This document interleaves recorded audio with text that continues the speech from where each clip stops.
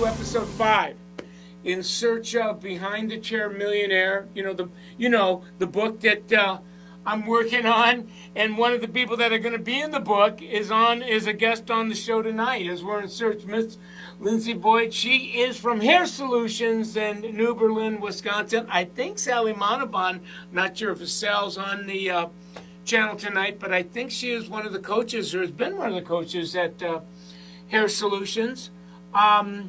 I'm calling this conversation 100 Thou today, millionaire tomorrow. You're going to see why in a second. So this is really, I would say, a poster child, if you will, for what can happen when you really get this conversation. Let me tell you why I invited Lindsey to have the conversation with me tonight. Number one, she's level 5. I think she's been at Hair Solutions 6 years. She started as an associate, worked her way up. She's only 26, okay? So I put her track record. This is the what we always show when we're having the conversation about In Search of Awesome. And we're tracking the W-2 income. And W-2 is $18,000. 2016 when she was getting started. Look at it. She doubles it the next year, more than doubles it. Goes up another 46 in 18, jumps up another $20,000 in 19, and oh my God, like a $35,000 explosion in 2020. That is the year of, COVID, if you will, came, and in spite of that, she's cooking. But no, wait, there's more. She had about $5,000 in debt in 16. That went away, and she's been debt-free since, which is one of the rules of the $1 million mindset. I'll cover it a little bit after the interview, but the front is give yourself a raise. You can see that she's doing that. Pay down your debt and pay yourself first. That over a period of this 5-year window, 3,016 saved, 10,017 saved, 15,000 in 18 saved. Oh my God, in 2019, 25,000 saved. And no, wait, there's more. 50,000 as it continues to climb. And she has been a saver since she's been 20. And I'll let her tell, that part of the story. So she is in the game big time. She's on a trajectory. Her and I were chatting. I think that I would bet you a grande Starbucks latte that she will cross the Rubicon. She'll cross into the promised land, the land of milk and honey, the millionaire being worth a net worth of $1 million. I got her at about 35, 36 that she'll do that. That's why I invited her tonight. So she's in my green room. I'm going to bring her out. We're going to talk about her story and how it relates to this brand new conversation that not only is it possible to work behind the chair and be a millionaire, but it's probable if you've got the right attitude, if you're with the right plant like Lindsey is. So without any further ado, I'm going to go back and I'm going to get her. We're going to stop the mirroring. We're going to go over here. I'm going to unmute. There she is there. Unmute her. And you're going to make her feel welcome, you guys. Give it up for Lindsey Voight, would you please? How are you? Good. How are you? Great. I can't tell you how grateful I am that you give us some of your time tonight. I know you got a lot going on in your life, but thanks for coming on. Yeah, thank you for having me. So we always like to get started with the story because it gives us an appreciation of you as a person. Who are you and what inspired you to get into the hair business, begin at Hair Solutions, and the bigger question is, in addition to building your clientele, you're now building a great financial future for yourself. So tell us the story. I kind of just fell into the hair industry, to be honest with you. I really didn't know what I wanted to do after high school. And as a lot of people do, I'm sure, I felt pretty lost. And my guidance counselor just happened to throw the idea out there. As somebody who never had a huge interest in hair, I was like, well, what do I have to lose? So I went to school and I was good at it and I enjoyed it. And I was like, all right, this is good for me. I fell into hair solutions actually because Salmon, who was a previous student at my school, actually just dropped by one day and was talking to the teachers about the career that she had started there. And there was just a picture of the salon, almost like a flyer, hanging in our area where we cleaned our brushes. And so I just knew I wanted to go check it out. And once I was there, I just felt like that's where I wanted to be. I don't really have a reason or a rhyme. It just felt like that's where I should be. So that's where I started. So, couple of questions. First of all, I know Salmon, and you know that we're besties, and she's been on Yep. a few of episodes, and so I can just see you being in school as a student. She's coming in, and she's kind of, painting the picture, and it's like, okay, now at least I've got figured out where I think I want to go when I'm done with this. When you graduated from high school, did you go right into hair school, or did you do something else for a while before you made that pivot? No, actually, I went to school for interior design for a semester. Didn't enjoy it. So I decided to take a semester off and just work while I waited for the program to start back up. And then I joined that the following August. So I took about a year before I started hair school after high school. And then the other interesting thing about this is that when you and I were chatting before tonight, you were a saver, if you will, very early on, 19 or 20. You just began saving money, and you were telling me you and I have one thing in common, in that we come from very humble beginnings. Like you chatted and how you were raised and how I was raised. So it was almost like we didn't know what we're going to be, but we knew we were hoping we wouldn't be what we were, that we'd find something. What inspired you to begin saving money?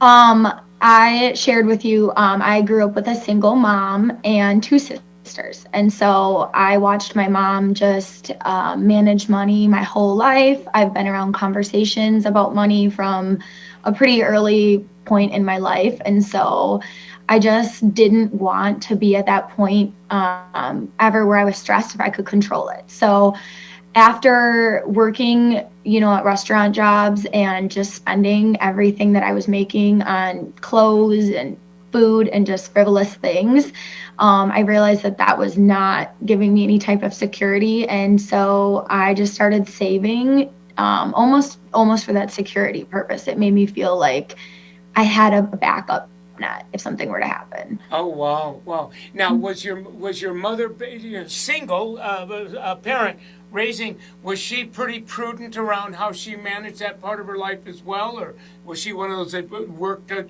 number of jobs to just keep the fam going? No, my mom's a teacher, so she was pretty successful with her career, but just obviously wasn't part of the plan having 3 kids on one salary. So she really kind of lived under the mindset that she did save, or she did, spend her money on us versus herself. Yeah. So I kind of watched somebody, while I was growing up, not buying a lot of luxurious things and luxurious services. So I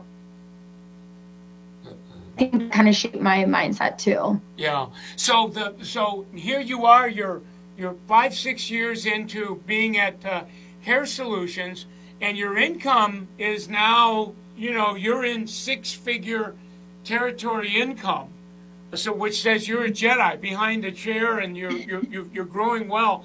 But because you've been saving, and the growth on the saving at 26 years old, you and I were chatting, in that what you've got put away in that part of your life is in or around 6 figures, is in or around $100,000. Mm-hmm. So I mean, what's that like at 26? It's good. I'm super proud of that, and I feel accomplished because I worked really hard to do that kind of stuff, and I was lucky that I was able to save that kind of money that I was making. But Yeah, it's kind of crazy after I ran my numbers. I know. Yeah, you kind of look at it and you go, because you don't look at it until a Right. guy like me comes into your life and we start having the conversation. You go, yeah, maybe I should take a look. And it's like, what? Mhm. So, and I've had, first of all, I've had that experience as being, Yeah. a practitioner of this, and I've talked to other people. So, did you get to a place where as you're saving and you look and all of a sudden you go, whoa, so there's what I put in, and then there's what is growing on what I put in, whatever you want to call that, the growth, the interest, and all of a Mhm. sudden you go, oh, so this is what they mean when your money returns the favor of Yeah. working as hard for you as you are for it. All of a sudden you're going, whoa, I'm my money pump behind the chair, but I also got this little baby money pump over here that as I continue to feed it, it's growing. Did you have that aha? I did, yeah. I think it really came when my husband was kind of showing me about, or talking to me, I guess, about just investing some money versus having it, sitting in a savings account. And I was a little hesitant because, of course, that's a freaky thing, but he assured me that it would be fine. So we decided to look into that and take that on. I feel like that's when I really had that moment, like, okay, well, this can, I can just invest this and this will sit here and grow for me versus me doing anything. Right. So it sounds like, but yeah, I asked you this, you told me, but for the life of me, I can't recall. How long have you been married? Almost 3 years. 3 years. And so, and I saw your son last night. So he looked, yeah, what, a year-ish? Yeah, he just turned a year old. Okay. So you got your life going on, and it sounds like not long ago, you and your husband had a conversation about now that you have this nest egg, let's put it somewhere where it's earning more, it's working harder for you than if you kept it this. Did you see like a financial planner, or did you guys just kind of figure that out? He works for a financial planning company, so he handled that at work. Oh, But yeah, see, so technically, yeah. you did good. So you're probably up for an Academy Award of Mate Selection Award. So he brings to the table. He's almost like the gift with purchases. He's the financial planner. I mean, literally financial. He understands this. Mm, Wow, yeah. wow, wow. And as I was looking at your profile, the last couple of years, whatever it was you were saving, it sounds like you're raising the bar. That Yeah. you're putting that what you're contributing is growing with your income, which is so intelligent and wise, because you're saying, look, I'm going to pay myself first. So as my income grows, I want how much money I'm putting in to grow. And I think you and I were looking at what that looked like, and it looked like about 25% of your income now is being invested. I call it the best investment you can make is in your own future, and you're doing that. Yeah, absolutely. Well, the other rule of thumb that I saw you hitting the mark on, there's the give yourself a raise, and that's the behind the chair stuff, and the pay yourself first, which is saving. But you're also debt free. So it's like you had a few grand in debt 3-4 years ago, and then everything it's a debt paid. So how'd you do that? Did you do that at the same time you were saving? No, there were some times where if we felt like we were comfortable with what we had in savings, we would take extra money and put it towards, things to pay off like student loans and that sort of a thing versus spending it, doing other sorts of things. So we kind of just set aside a certain amount of money and tried to overpay on certain things. So you in other words, you tried to pay off your debt sooner than just making your standard monthly payments. You went, that's good, but let's put more money on top of that to get out of debt sooner than we would have. And you did this simultaneous to saving money. So as your income grew, you were spending less than you were making, so that you could do both at the same time. Save and accelerate debt reduction. Yes. I mean, this is amazing. You're going to be in the book, and you're like a poster. Like I couldn't have picked a better student or a guest to have the conversation. Now, I want to also bring into the conversation another thing, and that is you and I think I showed you a little calculator that I use to kind of, if you stay on this rhythm, right, you'll go from whatever your net worth is now, you're in kind of six-figure country, to you cross the Rubicon, you cross into this other thing called seven figures, which is millionaire, and it looks like you're, I don't know, 10, 11, 12 years away from that. You're going to be 36, 37. And I remember you and I kind of figuring that out together. And what was going on in your head as you were like looking at what? So what was that like?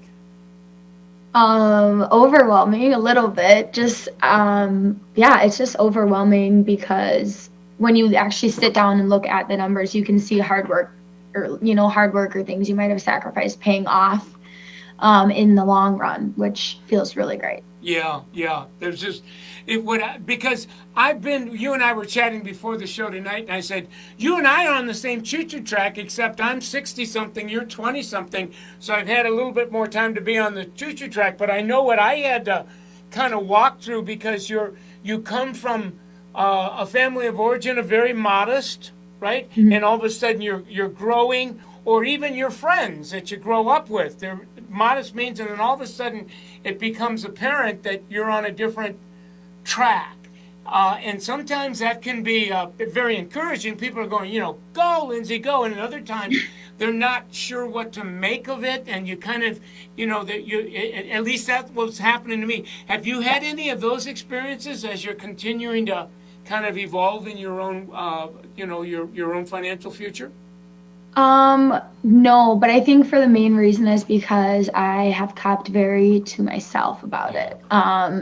Maybe a couple friends I've talked about, with income and that sort of a thing. But other than that, the only person I talk to about it is my husband. And I think a lot of it is to avoid that. Yes. I've just seen, weird things happen with money and, people who have it, people who don't have it, and that sort of a thing. And so to avoid that type of a situation, because I don't like situations like that, I to myself about it. Yeah. So tonight, you're kind of, I call it, there's a reason why we call it the best kept secret of prosperous people, because you want to be discreet.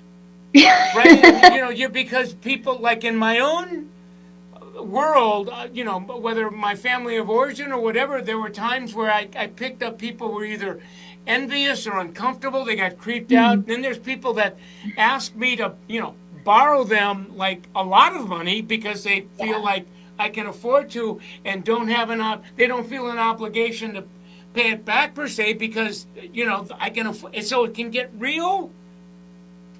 Yep. This is what I've been trying to avoid. Yeah. So I want to thank you for at least coming out and tipping your hand tonight enough to say, yes, you're very humble. You're certainly not grandiose or a braggart about it. But a part of you coming on tonight, Lindsey, I think says to my community, you guys, this is not possible. It's probable. Like people can do this. Never mind that most don't. It still can be done. And I think if we continue to have people like you come on the show and really talk about it openly, be a little bit less discreet, people will go, you know what? I am 20-something, 30-something, and I'm going to set that as an intention.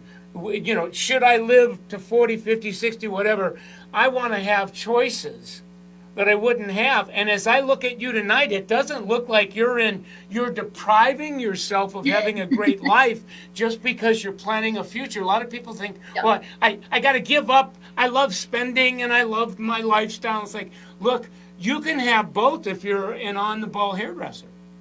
Yeah, absolutely. I think I do evaluate my spending because sometimes I go through periods where I'm like, okay, I really I gotta stop shopping or something like that. So sometimes I'll look back at my credit card and see like where did I spend more than I wanted to. Right. And then I'm just more conscious of it so that I don't, I can either cut back or I can say like, oh no, that's worth it to me. I'm gonna spend money there. And so I kind of reevaluate it and try to be where I want to be with it. Oh, I love the conversation because it's very real. We're not perfect. Every now and then we're going to, I call it, the spending gets a little out of hand. But I think when we're on this track, we would wake up to it a little bit sooner than we would if we weren't on the track. And Yeah. we see that our vision is clear enough that we want, I call it, let's put the plug in the jug a little bit here and not get carried away so that there's more balance, right, in our life. And I'm hoping people get that as well.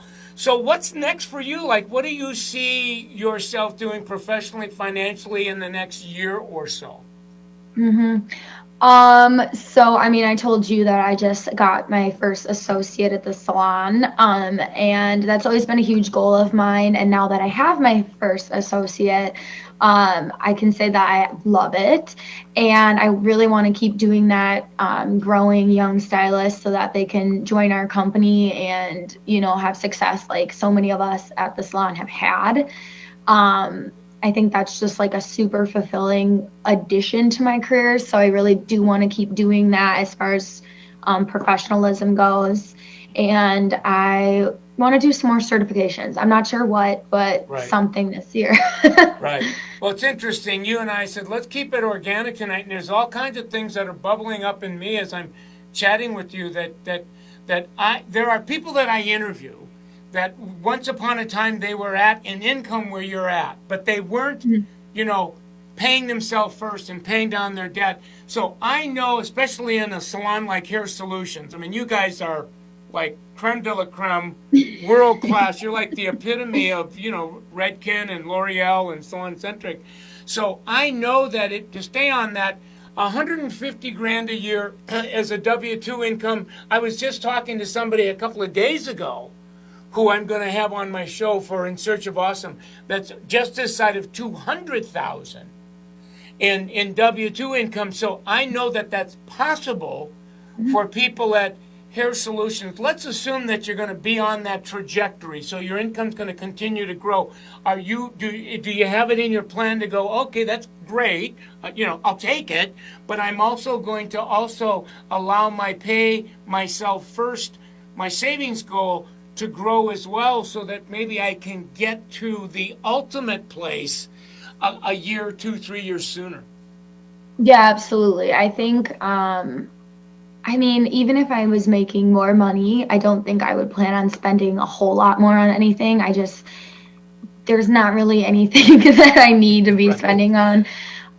So my goal with that would be, looking into, really where we want to put that. Of course, we want to put some of it into the house, put some of it into like a savings fund for my son. But other than that, we would kind of just keep doing what we're doing. I don't really see myself all of a sudden dressing like, head to toe Gucci or anything like that. So, so I think I would just keep it where it's at. I mean, we're in town with our lifestyle. So, I'm going to be interviewing someone that does $200,000 a year. And she's not on the pay myself first plan, my debt down plan yet. And so we're just beginning to talk about it now. And to her, it's a little bit scary. She's beginning to put like $150 or $200 a month away, and she's she's up around 200,000, and I'm back here going, whoa! I mean, when I look at what you're socking away a month or a year, that's like 10 times that, and you're making half as much, and you're living as well. So this is possible for everyone, and you're just here to be a vision to show that it's possible. Yeah, absolutely. So let me ask you one last question before we bring it to a close, and that is, I just know that there's a lot of people watching tonight, and there's going to be a whole lot more people watching this conversation as it lives on my pages and my platforms. They're going to be looking at you, and they're going to go, wow, I'm kind of sort of that age, and gee, as she's talking, I identify with her, but only she's in a place that's like way beyond where I'm at, and I'm at a place where she was a while ago. If I decide to make this pivot and kind of be on what she's on, gee, I wonder if what I see happening to her could happen for me. So I call it, they're at that holy jumping off point. Should I or shouldn't I? What might you say to them that might inspire them to, damn, go for it? It's definitely possible. And I mean, I know you're just speaking of somebody else that's doubling my income. And I think that everybody has, a different lifestyle, different things that they love to do. People love to get their nails done. I don't. So it's like there's difference in expenses that people live. So I would just say that it's so possible, and just to really evaluate your lifestyle and what you want to be spending money on. You don't have to deprive yourself of getting your nails done or getting, Botox, whatever you love to do. But it's just like, what is the most important things I want to do? And then, what can I live without? What can I, put a pause on and put that money elsewhere for the meantime? And to talk to somebody about it. I think, like I said earlier, conversations with money are so taboo, and they don't really need to be. But they are. And so I think people have a hard time like reaching out for help or having that conversation with somebody, to ask for help or ask where they can go with this kind of a thing. So to just talk to somebody, whether it's a banker or just a friend, to kind of figure out where you can go with something. Yeah. Well, promise me that as long as that I'd love to have you back, not just for an encore, but frequently as you're going through your journey. So, once a year or a couple times a year, have you on and just kind of update us as to how, because I know that you're just warming up, and that that God forbid, you don't have the setbacks, but you stay on a path, that Right. there are some things that you're going to experience and enjoy that other people that are in the same profession, but they're not on this mindset, this 4-rule mindset that you're on. Promise me you'll come back frequently for encores to let us know your journey, because you are, in fact, a vision. Absolutely. I would love that. All Thank right. you. Well, thank you very much. Yeah, thank you. Lindsey, for having, and we're going to give you a round of applause one more time, let you get back to your family, but you've served our community more than you know, so thank you. Thank you so much for having me. Okay.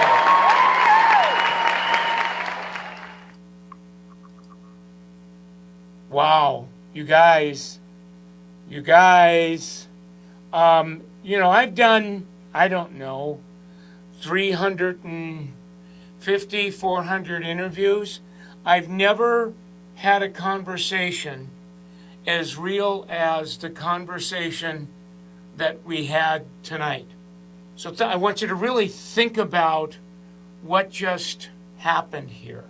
First of all, we have somebody, if you joined us a little bit later, she was very transparent. She said, this is the first time that I've talked about not having, being a little bit more open with that part of my life. It's not like it's secret, but it's private, and you handle it with discretion. But she was very transparent. She's grown her income, and if you've been hanging out with me, that's kind of sort of what I'm about. That growing your income takes talent, but keeping what you're making and growing what you're making, that takes more than talent.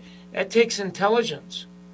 That takes some wisdom. So in the same 5-year window, as she's growing from $18,000 a year on a W-2 to over $100,000, in that same window of time, she saves up and it grows $100,000 in a long-term, whatever you want to call it, IRA, 401, whatever that is, and it's growing for her. That's at 26 years old, you guys. At 26 years old. So should she stay on this choo-choo track at the age of 34, 36, 37, with the addition of whatever she's going to have in the equity of her home, she will be a millionaire. She will be a behind-the-chair millionaire. And she's following these 4 rules. The 4-rule millionaire mindset. Anybody can do it. Anybody can do this. I know that few people are, but just because most are not doesn't mean that it's not possible. You need to be constantly giving yourself a raise behind the chair. You give yourself a raise. You give yourself a raise. That's what's so extraordinary about being in the beauty industry in this era, the digital era. Never, ever, ever in the history of the salon business has there been a better time to be in business as the behind the chair stylist, esthetician, nail artist, massage. It doesn't really matter.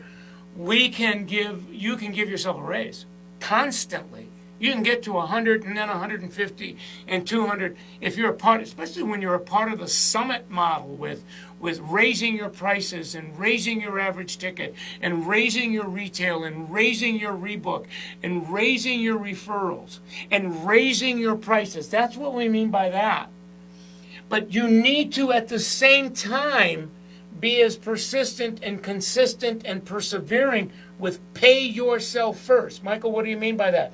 Save money. Taking money right away. The first bill you pay is yourself. The greatest investment you could ever make is in saving for a better future. Lindsey is doing that. And at the same time, as I'm giving myself a raise, I want to make sure that there's enough money and I'm spending less than I make, so at the same time, I can pay my debt down. For the 40 years I've been teaching this, people want to know, do I pay my debt off first and then save? And I'm going, no, you have to. You have to do both at the same time if you're going to be a millionaire in 15 or 20 years. And if you're saying, I can't afford, I don't make enough money to do that, that's El Toro poo-poo. You have to go back to rule number 1, and you have to pay yourself first. You have to give yourself a raise. Now when you go back to social media and guest handling, going, okay, I now get this because I have a bigger why behind this. I want to make so much money behind the chair and spend less than I make, that I have so much available to pay myself first and to pay down my debt. So the combination of my raise, spending less than I make, that huge difference, I'm going to sock my money away. I'm going to get my asset out of debt so that in my 20s or my 30s or my 40s, I want to be a millionaire. I want to be able to say to my parents, I want to be able to say to my family of origin, I want to be able to say to my teachers, I want to be able to say, all these people that kind of, you're just a hairdresser, I want to say, I'm worth $1 million. You want to see? You want to see? So that I have something to show. For some of us, that you can call that redemption. A lot of us got a lot of blowback because we decided we wanted to go to hair school rather than college. I'm doing my high school alma mater. I graduated in 71. I'm one of 3 or 4 entrepreneurs that they're now featuring about how you can, these people went on to create a life for themselves. Well, I'm the only entrepreneur that doesn't have a college degree. The only degree I have is I graduated from beauty school. So that I could demonstrate to myself, and I say this with gratitude, not grandiosity, get me talking about it too much, I cry.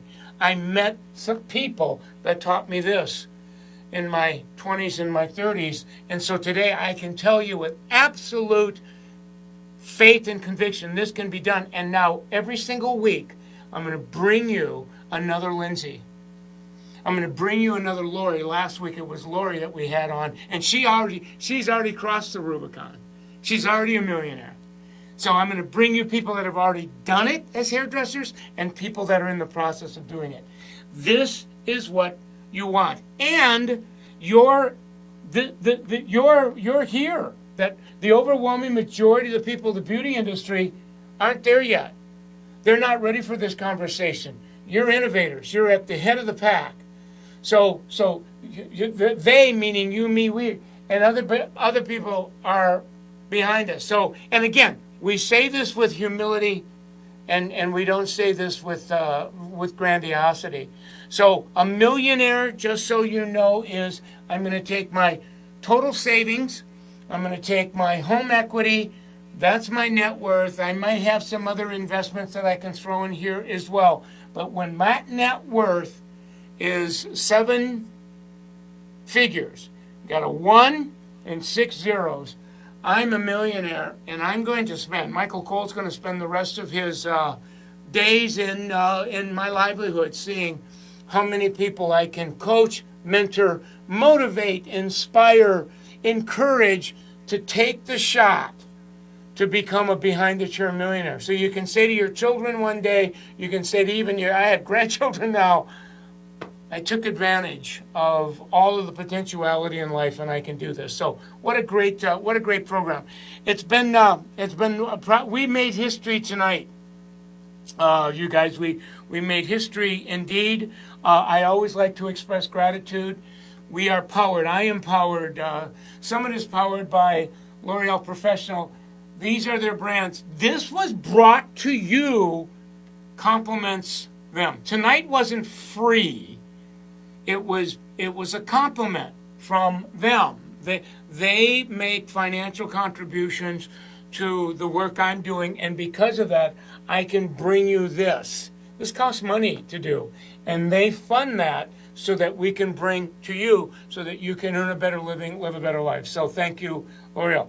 Great show. I'm going to let you get on with your stuff tonight, and we will see you this Thursday. I'll have an In Search of Awesome. We're going to have one of my buddies from Canada come, and she's going to talk about how she's blowing it up behind the chair. And then week after week after week, I'm going to bring another person to the forefront to talk to you about how to be a behind-the-chair millionaire, best practices of millionaire salon professionals. So have a great evening, and we will see you soon.